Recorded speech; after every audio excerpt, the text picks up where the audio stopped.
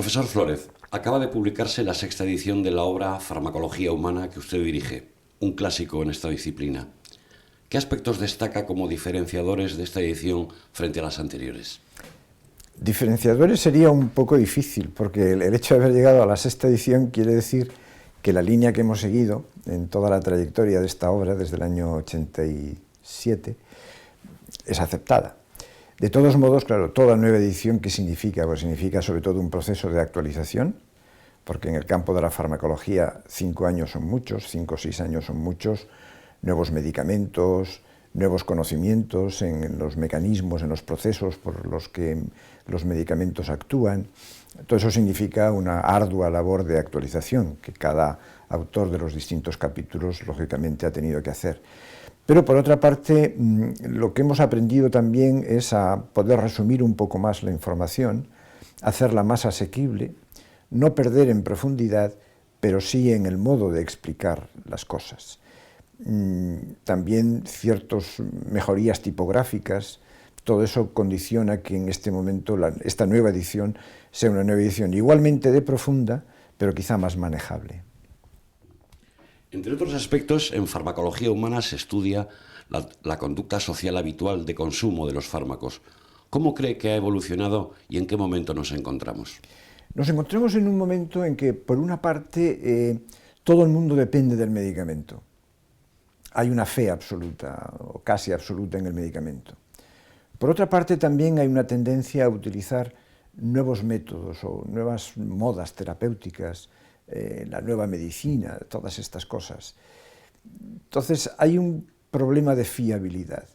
Es decir, hacer llegar a la población, hacer llegar a la sociedad, el hecho de que los medicamentos son extraordinariamente útiles, pero que no siempre son necesarios, que no pueden todo, que no se fían totalmente del medicamento, en cuanto que el medicamento es el arma absoluta para aliviar o para curar, sino que cada medicamento sea analizado y sea estudiado y sea prescrito de una manera racional, bien basada en hechos positivos, y no simplemente en que en Internet uno ha visto esto no sé qué, el vecino de al lado te ha dicho que no sé cuántos.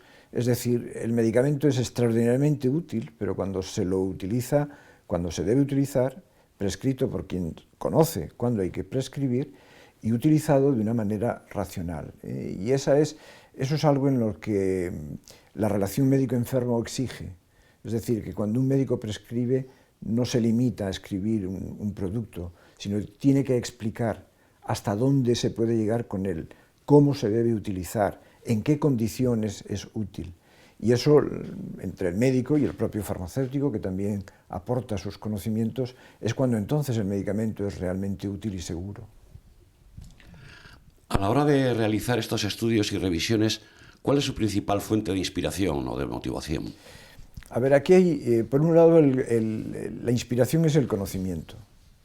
O sea, a mí lo que me inspira es que vale la pena conocer y que en la farmacología, en el mundo del medicamento, en el mundo del fármaco, el conocimiento es absolutamente necesario y útil y se basa en toda una serie de ramas o de disciplinas de la bioquímica, de la botánica, de la química, de la sociología, de la estadística, es decir, hay cantidad de disciplinas que todas ellas se van acumulando y van dirigidas hacia el uso del medicamento. Entonces, el conocer eso para mí es verdaderamente sustancial. Por un lado, conocimiento y por otro lado, servicio. Es decir, que eso forma parte de la medicina, en definitiva. Es una ciencia que se basa en un conocimiento cada vez más profundo de cuál es la realidad de la biología humana y, por otro lado, el afán de servir. El afán de servir, en este caso, además, a una población particularmente exigida, que es la población enferma. Y eso lleva, pues, no sé, es una frase que yo me la repito muchas veces y que trato de imbuirla a todo el que está a mi alrededor, y especialmente a los alumnos, ¿no? Que es nuestra vida, en definitiva, ¿cuál debe ser? Pues la de conocer más para servir mejor. Y solo desde un cada vez más profundo conocimiento tienes capacidad para servir más, pues, a las personas que tienes alrededor, que pues esa es la filosofía de la vida, en definitiva. Profesor, ¿qué opina de las llamadas modas terapéuticas? Lo de las modas terapéuticas, algo me he referido anteriormente, a mí me preocupan, porque con las nuevas modas terapéuticas de la medicina natural, pues parece que todo es útil, y que la experiencia de los años, pero bueno, todo el mundo sabe que, por ejemplo, el placebo puede ser útil hasta en un 30% de casos, y el placebo es una sustancia completamente que no tiene ninguna actividad, pero solamente el hecho de creer en ella y que te la prescriban, ya te está siendo útil, sin que tenga un principio activo real, ¿no? Entonces, estas modas actuales, lo que yo pido es que se les exija el mismo rigor con que la sociedad exige a un medicamento. Un producto natural, ¿es útil o no? Somételo a las mismas pruebas y de la misma manera objetiva. Y si es útil, adelante, como la homeopatía.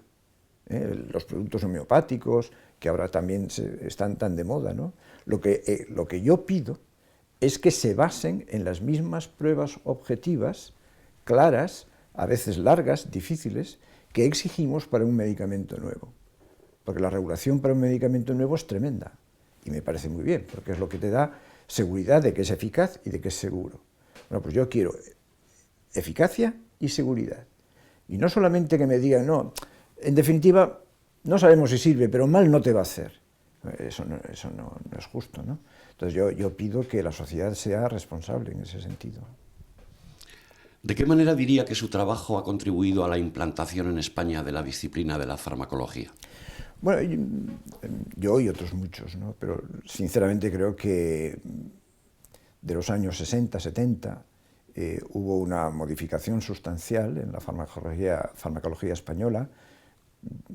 Hubo muchas personas que marcharon al extranjero, que hicieron también ahí su especialización, que volvieron con unas nuevas metodologías, con unos nuevos sistemas.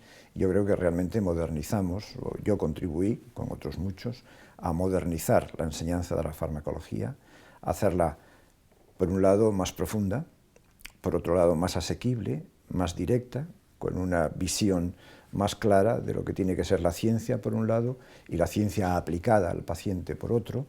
Y en ese sentido, bueno, pues todos los años de docencia, desde los años 60 hasta ahora, pues han significado muchos miles de estudiantes que se han beneficiado, que hoy día son médicos, y no solamente los que han pasado por mis manos, ¿no?, en la Universidad de Cantabria, sino precisamente a través de esta obra en decenas de facultades de medicina y de farmacia y de enfermería, tanto en España como en Hispanoamérica. Y en ese sentido yo creo que sí que hemos contribuido a dotar a los médicos de mucho mayor conocimiento, mayor seguridad, mayor amor precisamente por la propia esencia del medicamento aplicado al paciente. Muchas gracias, profesor. Muchas gracias.